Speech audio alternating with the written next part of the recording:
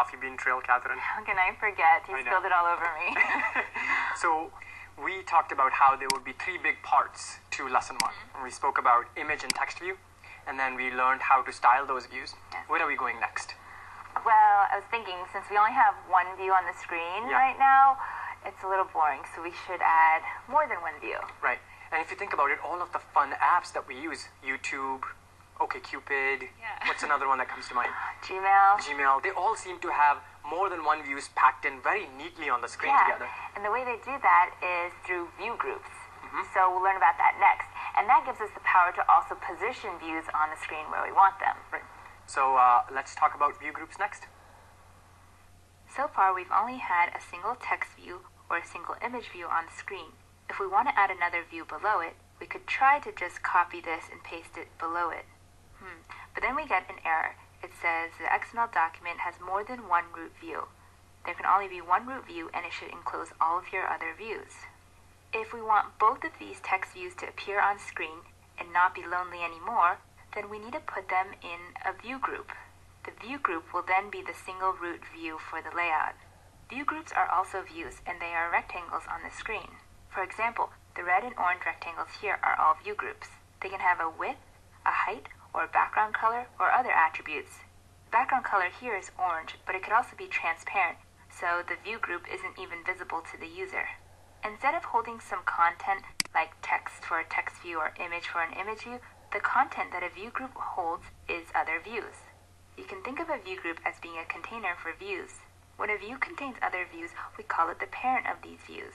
So this is the parent, this is the parent, and this is the parent. When a view is inside of a view group, we call it the child of that view group. So this is a child, and this is a child, and this is a child. Same here, there are two children here and two children here. Continuing with the family language, if there are multiple children, then each of those children are siblings to each other. So these are sibling views and these are sibling views. Okay, that was a lot. To help you remember all the terminology around parent and child and view group, I want you to meet a very nice family called the views. You've already met Tommy TextView. He's pretty great at displaying text. You also know his sister, Ivy ImageView, who displays very beautiful images. And now we're meeting their parents. It's always nerve-wracking to meet the parents. So we have Laura, the linear layout, and Ray, the relative layout. These are both view groups, which we mentioned before are called parent views. Then the children views are positioned based on their parent. Let's look at an example of one parent. A parent may tell their child to sit or stand in a specific place and not to move. Let's ignore the possibility that the child might want to get up and run around, because that's just an edge case. On a device, this means that a parent has control over where to position its children. For example, one child text view can be at the top of the screen, and then a second child image view can be below that. Or if the parent wishes, they can rearrange the children in a different way. The child image view can be on the left, and then the child text view can be on the right. We're going to talk about view groups in more detail in this lesson, but to make sure that you've understood what we've covered so far, please answer these questions. For the screenshot on this device, can you tell me how many views there are? Number 2, for the mountain image, is it a child or a parent of the red view group? Number 3, is the red view group a child or a parent of the hiking text view? Number 4, which of these views are siblings of each other? And you can just list them here.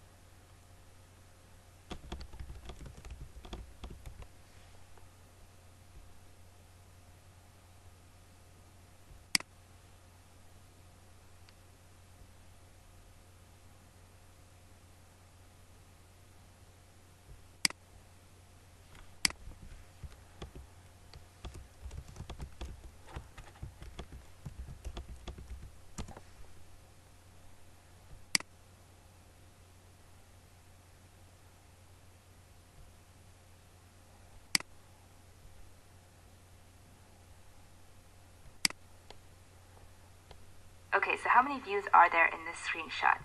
Well, we have 2 text views and 1 image view, so that makes 3 views. But then also remember that a view group is also a view, so that's actually 4 total views. So we write that in here. Sorry, I know that was kind of a trick question, but now you'll remember it for next time. Next, the mountain image is a child or parent of the red view group.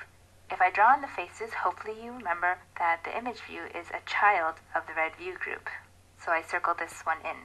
Number 3, the red view group is the child or parent of the hiking text view. If I draw in more faces, then we see that the red view group is the parent of Tommy text view. So we circle this in. Number 4, which views are siblings of each other? Well, the 3 of these views are siblings of each other. So we have the mountain image view and the 2 text views.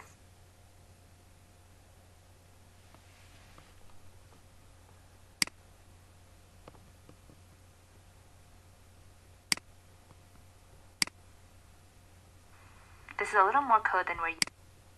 Okay, great. So now we know about how view groups can contain views.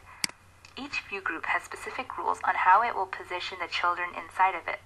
First, let's look at linear layout. This view group can arrange children in a vertical column, like this.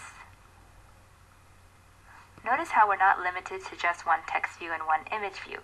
We can put as many of them as we want in here, as well as other types of views. So this is Tommy, and this is his brother Timmy. And this is Ivy and her twin sister Irene. Or the linear layout can arrange its children views in a horizontal row, like this.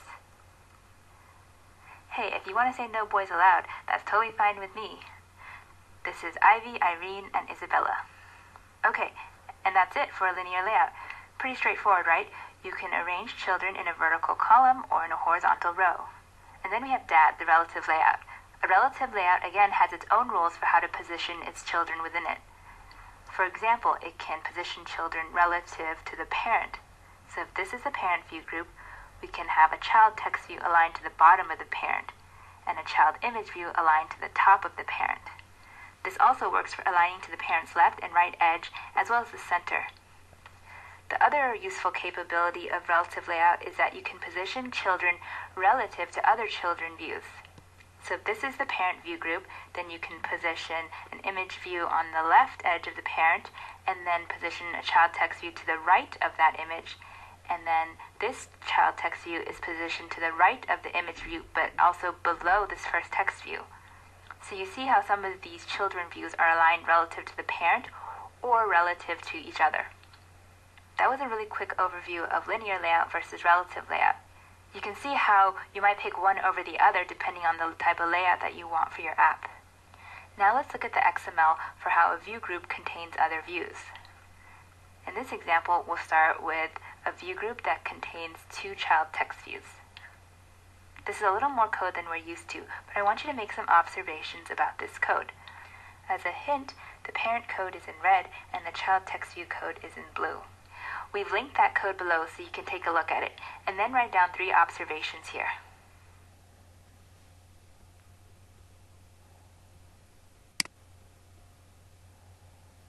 Now here are some observations that you may have made. There's no right or wrong answer here. We just want to get you in the habit of identifying things that you do or don't know in some code.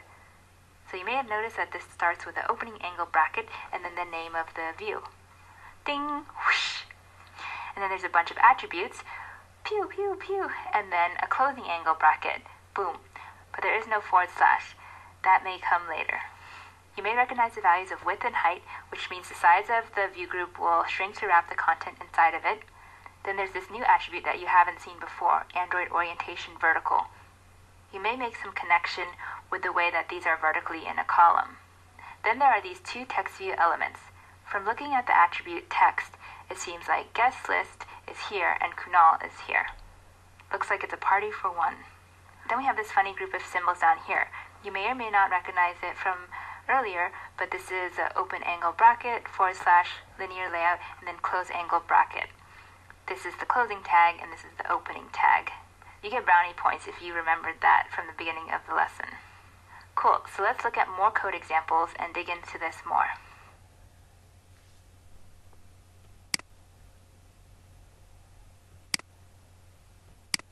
Okay, so we saw how this linear layout contains 2 children text views inside it. By the way, these background colors are just a teaching tool to help you understand that these two children text views are inside this parent. The red and blue colors actually won't show up on the device unless you specifically set them as background colors on these views. To show you what I mean, let's go to the XML visualizer. If we drop in the code to the XML visualizer, this is what it looks like on the device. So first we have a linear layout view group, and this is transparent because there's no background color set on it. The first child is a text view that says guest list, so that shows up at the top here. The second child is a text view that says Kunal, and that shows up below the first text view. Now if I copy this text view and paste it below this one, what do you think will happen? Yep, we have another Kunal that shows up right below the first one. Okay, so the pattern seems to be if we add more text views here, then they'll just show up one after the other in this list. Now let's look at the code more closely. It starts with an opening angle bracket and then the view name, which is linear layout. Then it lists a bunch of attributes, and then there's a closing angle bracket. Notice that there's no forward slash because this is just the opening tag of the linear layout. The closing tag is all the way down here because we want to insert children elements in between the opening and the closing tag.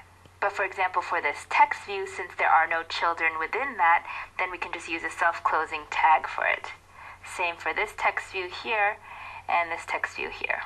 So when we say a view group contains children views, then we need to insert them in between the opening and closing tags. Now the other thing you may have noticed is this attribute called Android orientation equals vertical. We haven't seen this before, so let's look at the Android documentation like I showed you earlier.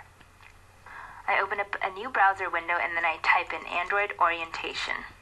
The first result is about a linear layout, and it's on the developer.android.com site, so let's click on it. Just like the text view documentation was a little overwhelming, we can ignore most of this text. We just need to verify that this indeed is the page for linear layout, and then we scroll down and look at the XML attributes.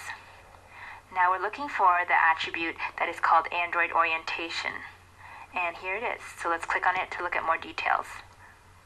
The description says that this attribute determines whether the layout should be a column or a row.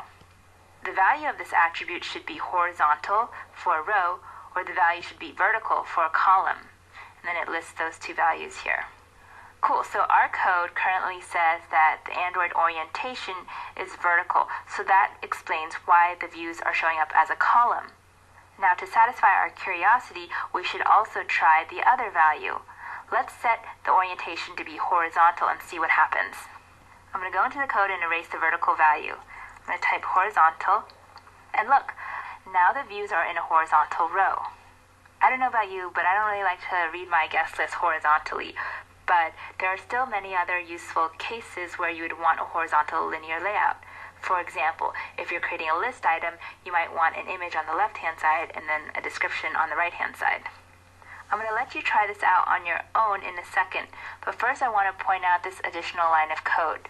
This is the XML namespace declaration. We use this namespace in order to specify that all of these attributes here belong to Android. That's why they all start with Android:. This is essentially shorthand for this specific URL that's unique to Android. You can actually create your own custom attributes, so to prevent name conflicts, where two attributes are named the same thing but actually have different behaviors, we always add this prefix here, Android:, to signify that these are Android attributes. So basically, always remember to add this XML namespace declaration in the opening tag of the root view of your XML file. Now it's your turn. We want you to be able to experiment with the linear layout code now. Try to add more text views so there's more items in this column. Who would you put on an exclusive guest list for your party? Also try changing the linear layout orientation attribute. Remember that it can be set to vertical or horizontal.